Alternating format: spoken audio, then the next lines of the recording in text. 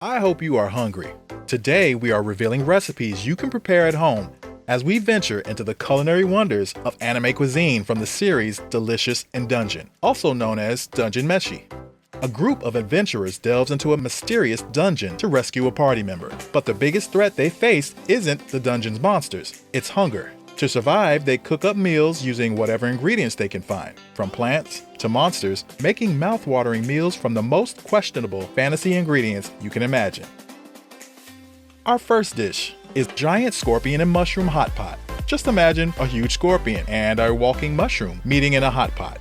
Scorpion meat looks surprisingly appetizing and resembles seafood like lobster or shrimp, while the slime noodles, well, let's just say they look like a cousin of rice noodles but with a more muted taste.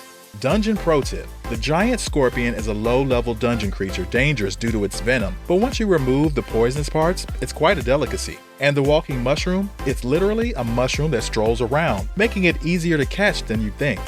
With a simple preparation process and relatively easy to find ingredients, this dish scores a solid B ranking. Just be prepared to dodge a few stings if you go scorpion hunting.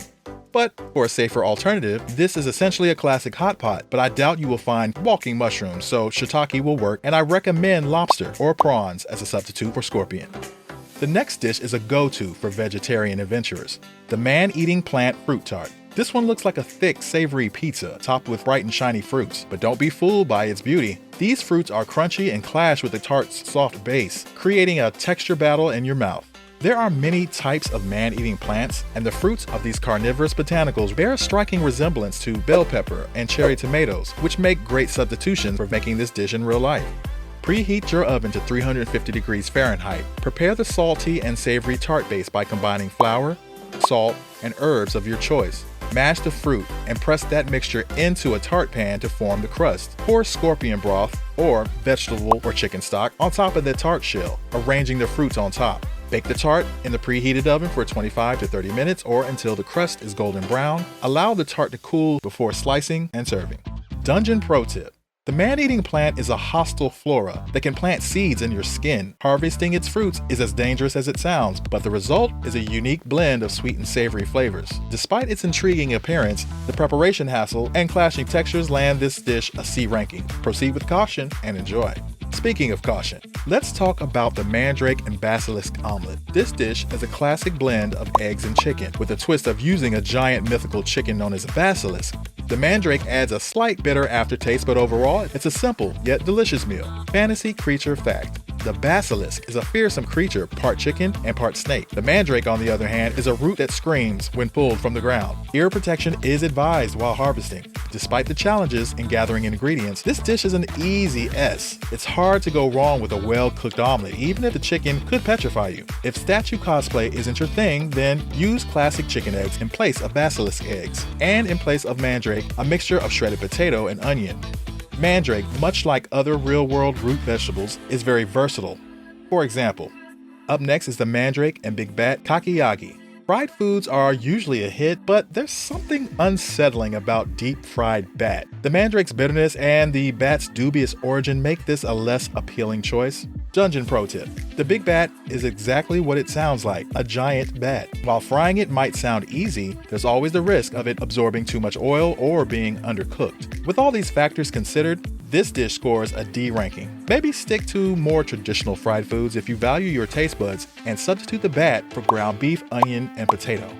Many mysterious creatures inhabit the dungeon, and few more unique than living armor. This isn't your typical knight's armor. It's actually a colony of mollusks that can be cooked in various ways: stir-fry, soup, grilled, and even steamed.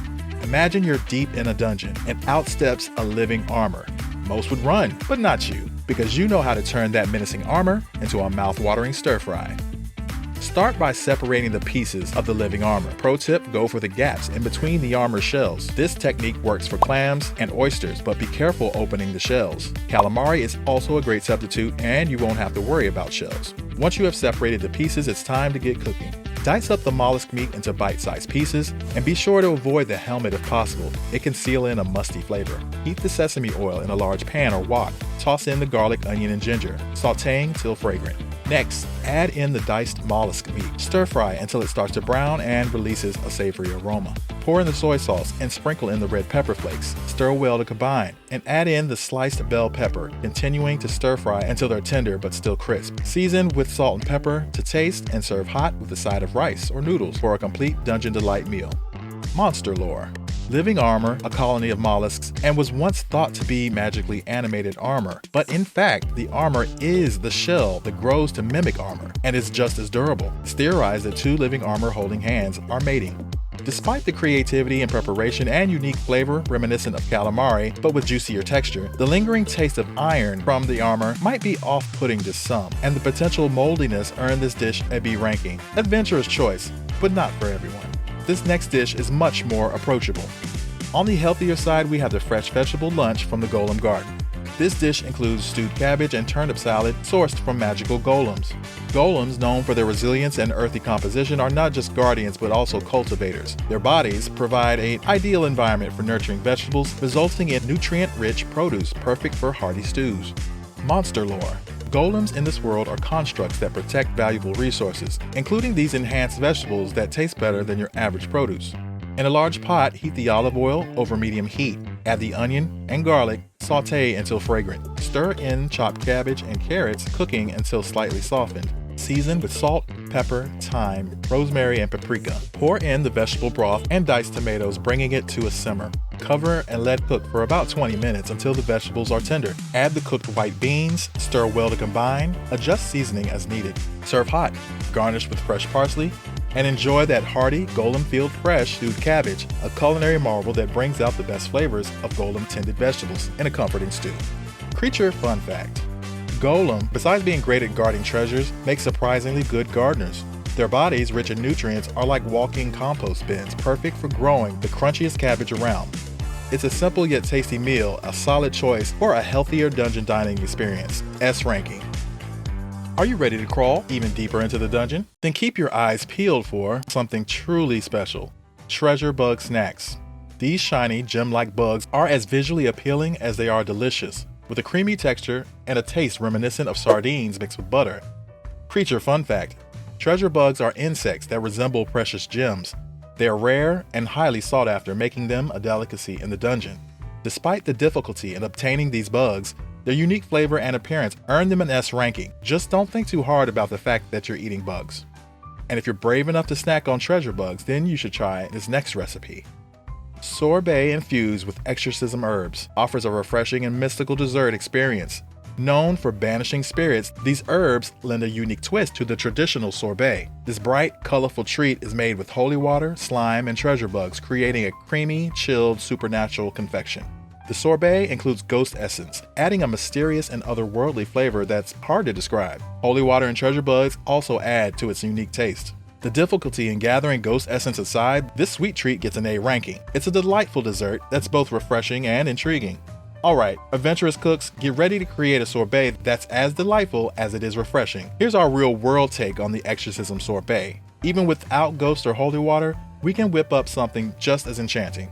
In a medium saucepan, combine the coconut water, lemon juice, lime juice, pineapple juice, sugar, and grated ginger. Stir over medium heat until the sugar is fully dissolved. This is your holy water base. Remove the saucepan from the heat and let the mixture cool to room temperature. Once cooled, strain the liquid to remove the ginger pieces for a smoother texture. Pour the mixture into a sturdy jar or a freezer-safe container, placing it in the freezer. Every 30 minutes, stir the mixture with a fork to break up any ice crystals that form. Repeat this process until the mixture is fully frozen and has a sorbet-like consistency. This should take about 3 to 4 hours. Scoop the sorbet into bowls if desired, garnishing it with fresh mint leaves for an extra touch of freshness and visual appeal.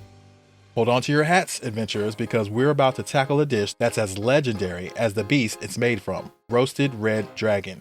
Red dragons, or flame dragons as they're also known, are the apex of mythical creatures in Delicious in Dungeon. These mighty beasts have scales as tough as steel and can breathe fire, and are practically invincible, unless you know where to strike. Assuming you do or happen to acquire meat from a red dragon, we've got the recipe for turning this fearsome beast into a delicious feast.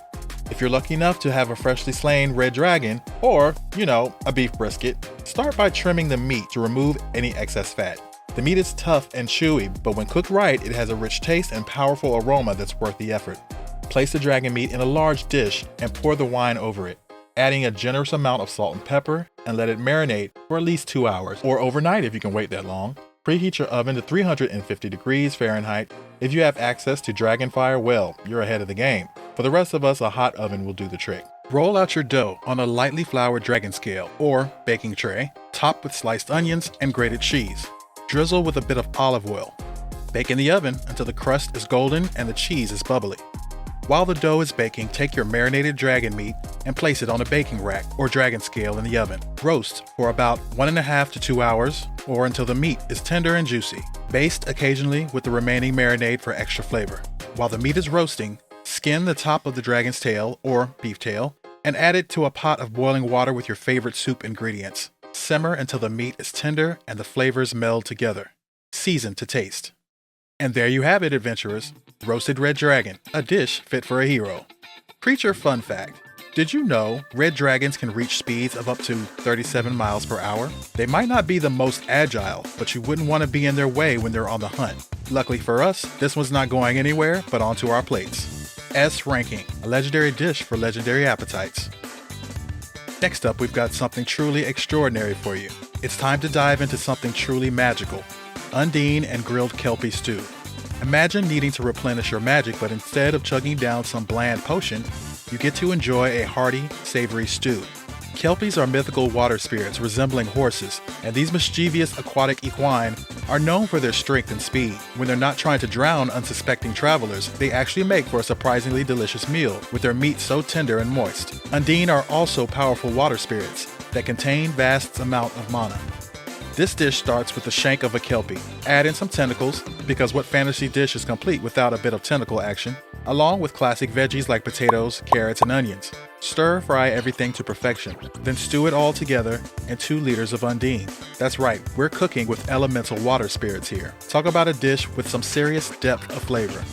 Start by cutting the kelpie shank into bite-sized pieces. Slice the tentacles, or noodles, into manageable pieces. Dice the onions and carrots, using classic veggies to keep things grounded. In a large pot, stir fry the kelpie shank, tentacles, onions, carrots until they're nicely browned.